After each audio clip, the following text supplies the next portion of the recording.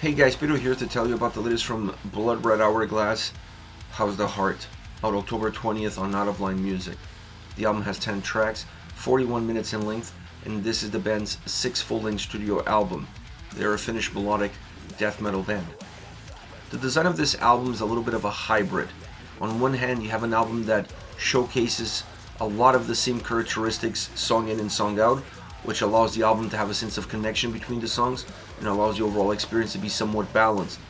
On the other hand, it's not a record that offers a path or a journey from song to song. You honestly don't need the track that came before or the track that comes after in order for you to get the most out of each individual song. An album that was thought maybe as 10 singles and not necessarily thought of as a record. You create the best 10 songs that you can, and then you're going to find a way to make them work with one another. That's the experience that the record gives me. There's nothing wrong with that. It allows you to concentrate on the individual songs. It gives some versatility to the listener as far as the approach to enjoy this record as well, because you're not really forced to listen to the album from beginning to end. You can approach it in any way you want. Once again, it comes down to the individual songs, the quality that they have, and not necessarily the overall collective. As far as the sound goes, this album continues on the same path of the previous two records. Having said that, this has been a band that has always evolved with every single album. So there are some evolutions on this record. I just don't think the evolutions on this album are perhaps as drastic as some of the evolutions that we've seen on previous albums. This one stays a little bit more connected with its predecessors while adding a few new nuances into the overall soundscape. Or at least they're becoming a little bit more clear with this record. I think those nuances were there before, but maybe not as clear as they are now. This is an album that depends heavily on the synths for melody, specifically for melody. Now, they're not always in the forefront, and they're definitely not driving the songs, but they play a huge role in filling in the gaps, and when you need to infuse the song with a melodic experience or even a melodic melancholic experience, more often than not, the synths are the ones doing all the heavy lifting, not the guitars. The guitars are there, but the guitars are there more with thickness and heaviness on a consistent basis. There's very few songs on this album where the guitars are infusing melody, where the riffs are more melodic. This is an album where the guitars push more the heavier side of their sound, tying up with the drums, but even on their own, really putting forward some heavy riffing. And then you have the synths filling in the blanks, becoming layers within the sound experience, creating a more textured sound and allowing them to be the ones that infuse the record with melody.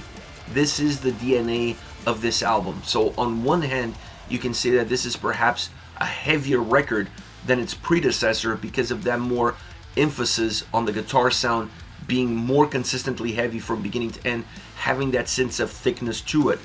But on the other hand, you're losing a little bit of their earlier DNA, which was the more melodic impact of the guitar sound. Maybe they weren't as consistently heavy as they are here, but they infused a very unique melody that now is being replaced by the keyboards. It doesn't have the same impact because now you're creating a completely different dynamic.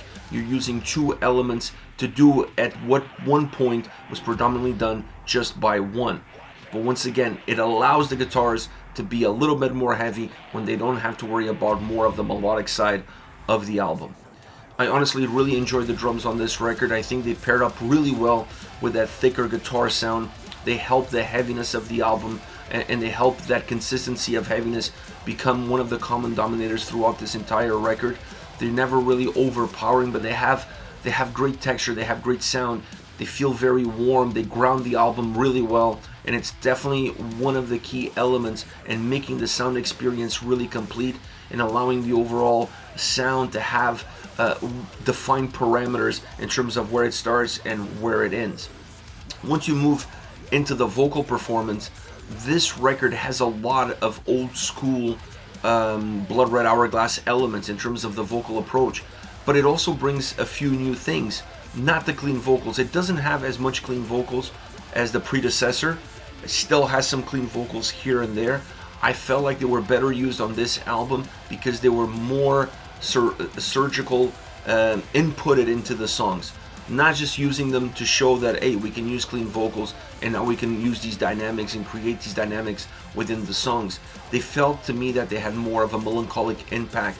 They felt to me like they had more of an underlining impact of the songs, and therefore they were easier to integrate into the song designs, into the structure, and even into the sound, almost going unnoticed at times and not necessarily jolting you as you're navigating through each and every single one of these tracks. So I enjoy the clean vocals a lot more on this record. They felt a little bit more natural. They felt a little bit more organic in terms of what you would expect from certain momentums within the tracks. And once again, not overusing them, I think, was the right approach as well. Where I saw some differences was in the harsh vocals. I can see some connections to the earlier days of Bloodred Hourglass on this album from that standpoint, but I can see them also integrating some deeper, some lower vocal ranges that brings also heaviness to the sound of this album.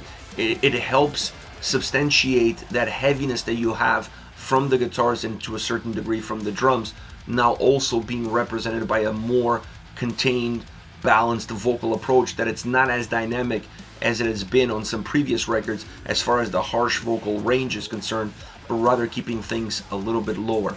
Adding some layers to the vocals in a few key songs also works really well. It gives a little bit more depth, it gives a little bit more substance, and once again, it adds to the overall thickness and heaviness of the tracks. This is one of those records that if you like the direction of the band in the previous two albums, where they're starting to go with their sound, the moves that they're making, the growth that they're showing, I think this record is the logical next step. So you're not going to be disappointed with this record. You're going to actually feel like this is the logical outcome of where those two records were taking you. If you're a fan of the band, going back to their previous albums, going back to their first two records, or even three, going all the way up to Heal, this album starts to feel more and more apart from where the band started. I think you have to look at it from a sense of sequence in terms of their discography. This to me feels like a record that is the logical next step, but it also is starting to move into an arena where you're not necessarily thinking about creating an album with a sense of purpose, with a sense of direction.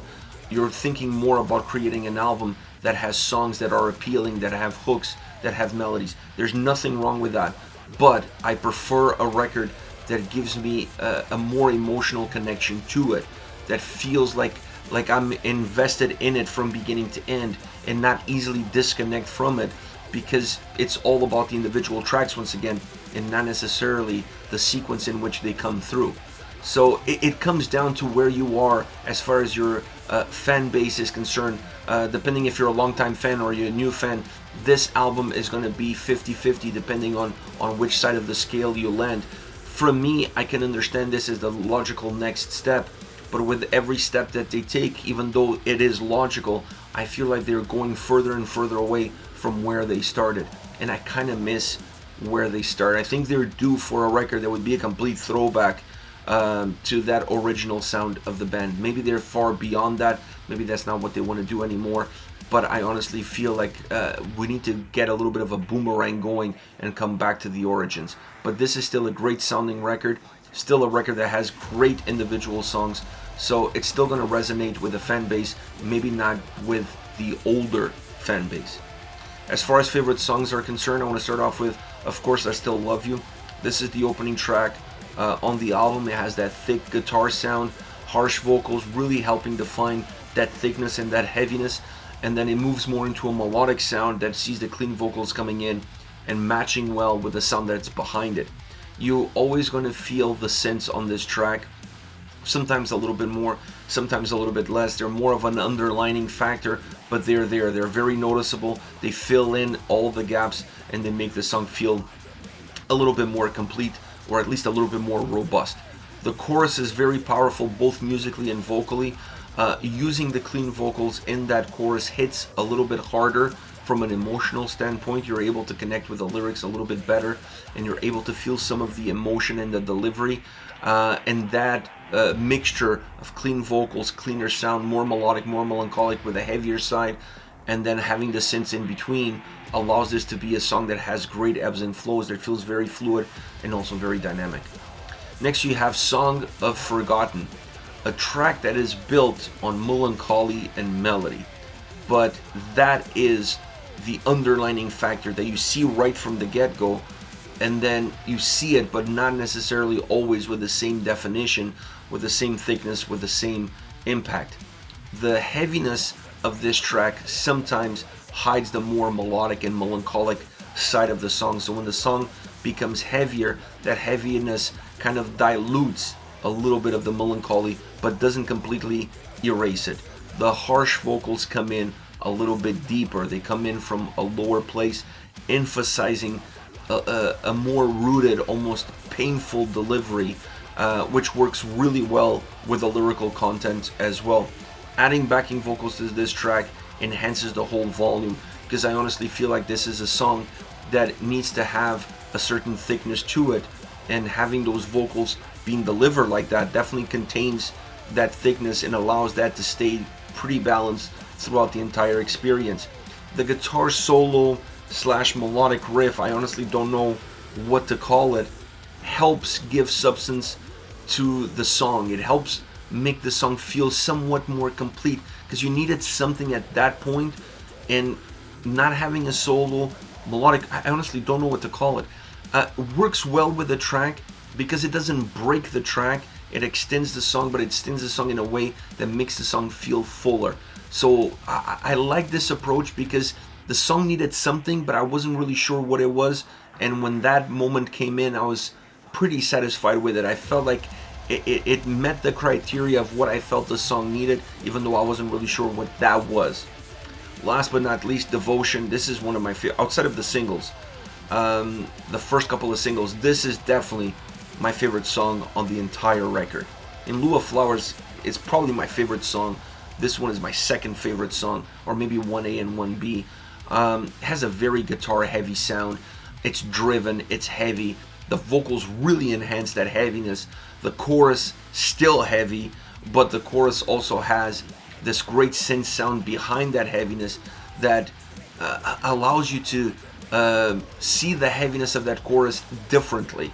But it also allows the song to be more consistent and not necessarily have a peak or a valley once you move in from the verses into that chorus. It has great dynamics. It's a song that has an outstanding guitar solo. The best of this entire album as far as solos are concerned are in this song. This guitar solo is really explosive. It's long. It extends the track. It gives it life. It gives it energy. It's melodic. It gives the guitar sound something that the overall guitar sound on this album doesn't have a lot of, which is melody. This album has a lot of heaviness on the guitars, but the melody is pretty much coming in from the synths. So this guitar solo changes that dynamic. It allows the guitars to sound super melodic. It's almost a throwback performance to their first three records.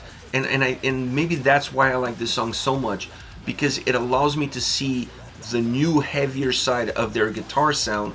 It allows me to see their melodic impact of their synths, but then it also allows me to see the melodic side of their guitar sound, something that it's missing quite a bit on this record. It's been missing it quite a bit on previous albums, but perhaps a little bit more on this album because they decided to give their guitars predominantly just a heavy output. So I love Devotion, one of the best tracks on the entire record.